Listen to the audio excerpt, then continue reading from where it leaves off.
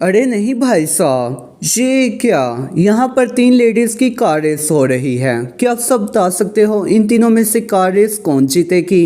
ए Naira, B Babita ji या सी गोपी बहू। आप अपना आंसर नीचे कमेंट कर दें। आपका समय शुरू होता है अब।